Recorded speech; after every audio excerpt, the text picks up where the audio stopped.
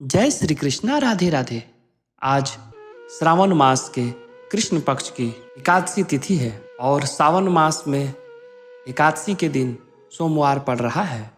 तो सावन की सोमवारी और एकादशी तिथि एक ही दिन पड़ने से यह दिन काफ़ी शुभ हो जाता है, जिसमें भगवान शिव शंकर और भगवान विष्णु का काफ़ी प्यारा दिन बन जाता है। तो इस दिन शिव जी के ऊपर जल अवश्य चढ़ाएं, बेलपत्र अवश्य चढ़ाएं और लक्ष्मी नारायण भगवान का भी ध्यान करें।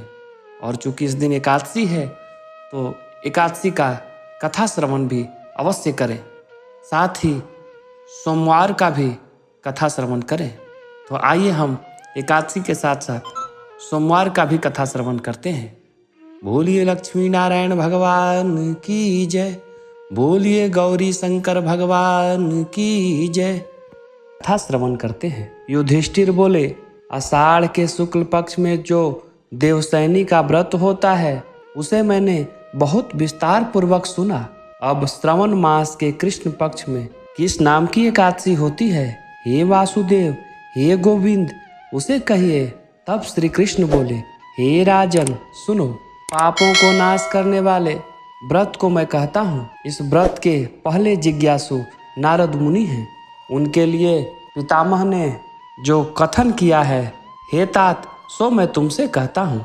नारद बोले, हे भगवान, हे कमलासन, श्रावण मास के कृष्ण पक्षी एकादशी का क्या नाम है और कौन उसके देवता हैं और क्या विधि है और क्या पुण्य है? हे प्रभु, वह सब मुझसे कहिए। ब्रह्मा जी बोले, हे नारद, लोगों के हित की कामना से मैं तुमसे कहता हूँ कि श्रावण मास के कृष्ण पक्ष की एकादशी का नाम कामिका है। उसके कथा श्रवण मात्र से ही वाजपेयी यज्ञ का फल प्राप्त होता है और उस एकादशी के दिन जो शंख चक्र और गदा धारण करने वाले देव का पूजन करते हैं और उनका ध्यान करते हैं, उनके पुण्य के फल सुनो। जो फल विष्णु के पूजन से प्राप्त होता है वह न काशी में न नैमिषारण्य में प्राप्त होता है।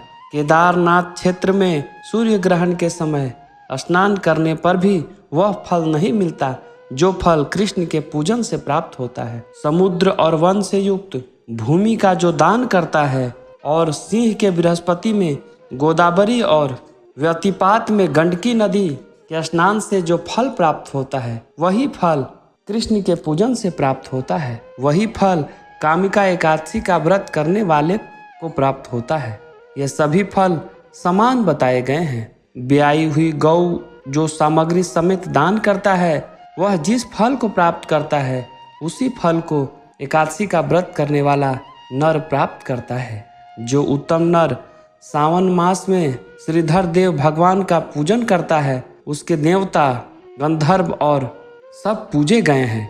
इसीलिए यत्न से कामिका एकादशी के दिन पापों से डरे हुए मनुष्य को यथाशक्ति हरि का पूजन करना चाहिए। जो संसार रूपी समुद्र में डूबे हुए हैं और पाप रूपी कीच से व्याकुल मनुष्य हैं, उनके उद्धार के लिए कामिका का व्रत उत्तम है। इससे परे पवित्र और पाप का नाश करने वाला कोई व्रत नहीं है। हे नारद, इसे भगवान ने स्वयं कहा है। अध्यात्म विद्या में लगे हुए मनुष्य को जो फल मिलता है उससे अधिक कामिका एकादशी का व्रत करने वाले को मिलता है। कामिका का व्रत करने वाले मनुष्य रात्रि में अगर जागरण करता है तो वह भयानक यम की दुर्गति को नहीं देखता है और कामिका के व्रत के सेवन से बुरी योनि को भी नहीं प्राप्त होता है। कामिका का ही व्रत करके योगी कैवल्य मुक्ति को पाते हैं। तुलसी पत्रों से जो मनुष्य हरि का पूजन करता है निश्चित ही वह पापों से उसी तरह लिप्त नहीं होता जैसे जल में कमल लिप्त नहीं होता। एक भार अर्थात 8,000 तोले का स्वर्ण, उससे चौगनी 32,000 चांदी का दान करके जो फल प्राप्त होता है वह फल तुलसी दल से पूजा करने से होता है। रत्न, मोती, मणि और मूंगा आदि से पूजन किए गए भगवान ऐसे प्रसन्न नहीं होते हैं जैसे कि तुलसी दल के पूजन से प्रसन्न होते हैं। जिस मनुष्य ने तुलसी की मंजरी से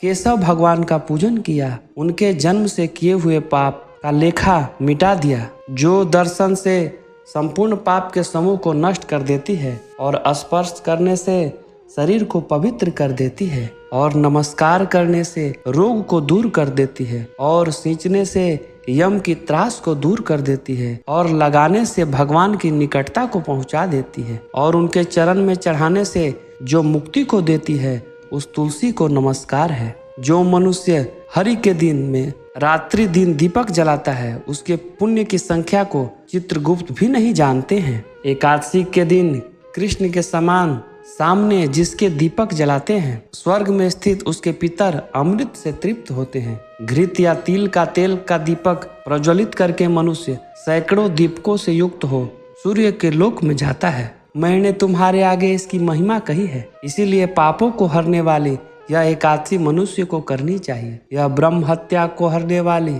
और भ्रूण हत्या का नाश करने वाली है और महापुण्य फल को देने वाली यह स्वर्ग में स्थान देती है। मनुष्य श्रद्धा सहित इसका महत्व सुनकर विष्णु लोक को प्राप्त होता है और सभी पापों से छूट जाता है। इस प्रकार श्रावण मास के कृष्ण पक्ष की कामिका एकादशी का महात्म संपूर्ण हुआ। आइए अब हम सोमवारी पर भगवान शिव जी की कथा का श्रवण करते हैं। बोलिए गौरी शंकर भगवान की जय। आइए अब हम इसका कथा श्रवण करते हैं। बोलिए शंकर भगवान की जय, बोलिए गौरा माता की जय। एक नगर में एक बहुत ही धनवान साहूकार रहता था। उसके घर में धन की कमी नहीं थी, परंतु वह बहुत दुखी था क्योंकि उसके कोई संतान नहीं था। वह इसी चिंता में दिन रात दुखी रहता था। पुत्र की कामना के लिए वह प्रत्येक सोमवार को शिव जी का व्रत और पूजन किया करता था। शाम काल में मंदिर जाकर शिव जी के सामने दीपक जलाया करता था। उसके इस भक्ति भाव को देखकर एक समय माता पार्वती ने शिव जी से कहा, महाराज, यह साहूकार आपका अनन्य भक्त है, सदैव आपका व्रत और पूजन बड़ी श्रद्धा से करता है, आपको इसकी मनोकामना पूर्ण करनी चाहिए। तब शिव जी ने कहा, हे पार्वती, यह संसार कर्म क्षेत्र है। किसान खेत में जैसे बीज बोता है वैसे ही फसल काटता है, उसी तरह मनुष्य इस संसार में जैसा कर्म करता है वैसा ही फल भोगता है। माता पार्वती ने अत्यंत आग्रह से कहा, महाराज, जब यह आपका अनन्य भक्त है और इसको किसी प्रकार का दुख है तो उसको आपको दूर करना चाहिए। आप तो सदैव अपने भक्तों पर कृपा करते हैं और दयालु होते हैं, उनके दुखों को दूर करते हैं। यदि आप ऐसा नहीं करेंगे तो मनुष्य आपका पूजन तथा व्रत क्यों करेंगे। माँ पार्वती के ऐसा आग्रह देख शिव जी कहने लगे, हे पार्वती, इसके कोई पुत्र नहीं है, इसी चिंता में यह काफी दुखी रहता है। इसके भाग्य में पुत्र न होने पर भी इसको पुत्र की प्राप्ति का वर देता हूँ, परंतु वह पुत्र 12 वर्ष तक ही जीवित रहेगा। इसके पश्चात वह मृत्यु को प्राप्त हो जाएगा। इससे अधिक मैं इसके लिए कुछ नहीं कर सकता। माता पार्वती और भगवान शिव का यह वार्तालाप साहूकार सुन रहा था। इससे उसको न तो प्रसन्नता हुई और न ही दुख हुआ। वह पूर्व की तरह शिव जी का व्रत और पूजन करता रहा। कुछ समय बाद साहूकार की स्त्री गर्भवती हुई और 10वें महीने में उसके गर्भ से अति सुंदर पुत्र उत्पन्न हुआ। साहूकार के घर में बहुत खुशियां मनाई गई, परंतु साहूकार तो जानता था कि उसकी केवल 12 वर्ष की ही आयु है, इसीलिए उसने अधिक प्रसन्नता प्रकट नहीं की और न ही किसी को यह भेद बतलाया। जब वह बालक 11 वर्ष का हो गया तो बालक की माता ने उसके पिता से उसका विवाह करने के लिए कहा। तब साहूकार ने कहा, अभी मैं इसका विवाह नहीं करूंगा, मैं अपने पुत्र को काशी पढ़ने के लिए भेजूंगा। साहूकार ने बालक के मामा को बुलाकर उसको बहुत सा धन देकर कहा, तुम इस बालक को काशी पढ़ने के लिए ले जाओ और रास्ते में जिस स्थान पर भी जाओ वहाँ यज्ञ करते, ब्राह्मणों को भोजन कराते तथा दक्षिणा देते हुए जाना। दोनों मामा भांजे यज्ञ करते, ब्राह्मणों को भोजन कराते तथा दक्षिणा देते काशी जी की ओर चल पड़े। रास्ते में एक नगर पड़ा। उस नगर के राजा की कन्या का विवाह था, परंतु जो राजकुमार विवाह करने के लिए आया था उसकी एक आंख नहीं थी, अर्थात एक आंख से काना था। उसके पिता राजा को इसी बात की बड़ी चिंता थी कि कहीं राजकुमार को देख राजकुमारी तथा उसके माता पिता विवाह में किसी प्रकार की अड़चन न पैदा कर दे। जब उसने सेठ के अति सुंदर इस लड़के को देखा तो मन में विचार किया, क्यों ना दुराचार के समय इस लड़के से वर की सारी रस्में पूरी की जाए। ऐसा मन में विचार कर राजकुमार के पिता ने उस साहूकार के लड़के को और मामा से बात की तो वे राजी हो गए। फिर उस साहूकार के लड़के को वर के कपड़े पहनाकर तथा घोड़ी पर बैठाकर कन्या के द्वार पर ले गए।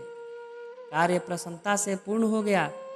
राजकुमार के पिता ने सोचा, यदि विवाह कार्य में भी इस लड़के से ही करा लिया जाए तो क्या बुराई है।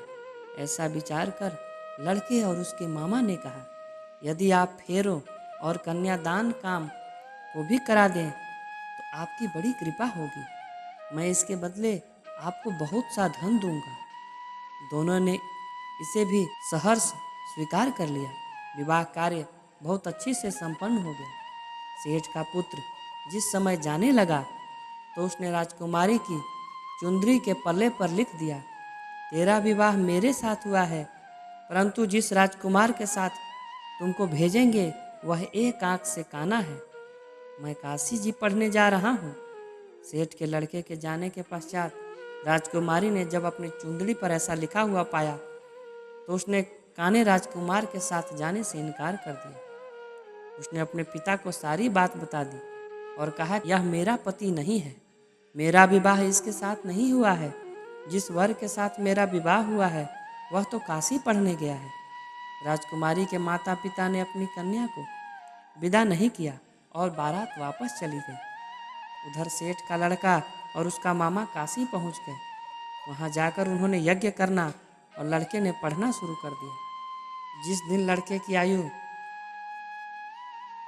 12 साल की हो गई उस दिन मामा ने यज्ञ रचा रखा था। लड़के ने अपने मामा से कहा, मामा जी आज मेरी तबीयत कुछ ठीक नहीं है। मामा ने कहा, अंदर जाकर सो जाओ। लड़का अंदर जाकर सो गया तो थोड़ी देर में उसके प्राण निकल गए। जब उसके मामा ने आकर देखा कि उसका भांजा तो मृत पड़ा है तो उनको बड़ा दुख हुआ। उसने सोचा कि अगर मैं अभी रोना पीटना मचा दूं तो यज्ञ का कार्य अधूरा रह जाएगा। अतः उसने जल्दी से यज्ञ का कार्य समाप्त करवाकर ब्राह्मणों के जाने के बाद रोना पीटना शुरू कर दिया। संयोगवश उसी समय शिव पार्वती जी उधर से जा रहे थे। जब उन्होंने जोर जोर से रोने की आवाज़ सुनी तो पार्वती जी कहने लगी, हे महाराज, कोई दुखिया रो रहा है, इसके कष्ट को दूर कीजिए। जब शिव पार्वती जी वहाँ पहुँचे तो उन्होंने पाया कि वहाँ एक लड़का मरा पड़ा है।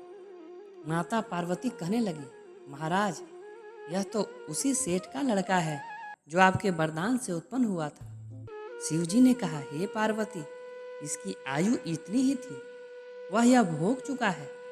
और पार्वती जी ने कहा, हे महाराज, इस बालक को और आयु दें, नहीं तो इसके माता पिता तड़प तड़प कर मर जाएंगे। माता पार्वती के बार बार आग्रह करने पर शिव जी ने उसको जीवन का वरदान दिया। शिव जी के कृपा से वह लड़का जीवित हो गया। जिसके बाद शिव जी और पार्वती जी कैलाश पर्वत को चले गए। दक्षिणा देते अपने घर की ओर चल पड़े।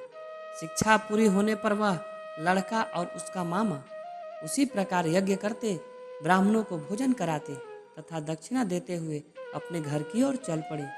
रास्ते में उसी नगर में आए जहाँ उस लड़के का वहाँ की राजकुमारी से विवाह हुआ था। वहाँ आकर उन्होंने यज्ञ प्रारंभ कर दिया। उस लड़के के ससुर वहाँ के राजा ने उसको पहचान लिया और महल में ले जाकर उसकी बहुत आवभगत की। बहुत से दास दासियां सहित आदरपूर्वक अपनी राजकुमारी और जमाई को विदा किया। जब वे अपने नगर के निकट आए तो मामा ने कहा कि मैं पहले तुम्हारे घर जाकर तुम्हारे माता पिता को खबर कराता हूँ। जब उस लड़के का मामा घर पहुँचा तो उसने देखा कि लड़के के माता पिता घर की छत पर बैठे हैं। उन्होंने यह प्रण कर रखा था कि यदि हमारा पुत्र सकुशल लौट आया तो हम राजी खुशी नीचे आ जाएंगे, नहीं तो छत से कूदकर अपने प्राण दे देंगे। उस लड़के के मामा ने आकर जब यह समाचार दिया कि आपका पुत्र आ गया है, तब उनको विश्वास नहीं हुआ। उसके मामा ने जब शपथ पूर्वक अर्थात कसम खाकर कहा कि आपका पुत्र अपनी पत्नी तथा बहुत सारा धन लेकर आया है, तो सेठ प्रसन्नता से भर उठा और सेठ सेठानी आनंद पूर्वक नीचे आ गए। बाहर आकर उन्होंने अपने पुत्र तथा उसकी पत्नी का भरपूर स्वागत किया। सभी प्रसन्नता के साथ रहने लगे। जो कोई श्रावण मास के सोमवार के व्रत को धारण करता है अथवा इसकी कथा को पढ़ता या सुनता है, इससे सभी दुख दूर होकर समस्त मनोकामनाएं पूर्ण होती हैं तथा इस लोक में नाना प्रकार के सुख को भोगकर अंत में सदाशिव लोक को प्राप्त होता है। बोलिए शंकर भगवान की जय। मिलते हैं नेक्स्ट वीडियो में, तब तक के लिए सभी को ओम नमः शिवाय। जय श्री कृष्णा। राधे राधे।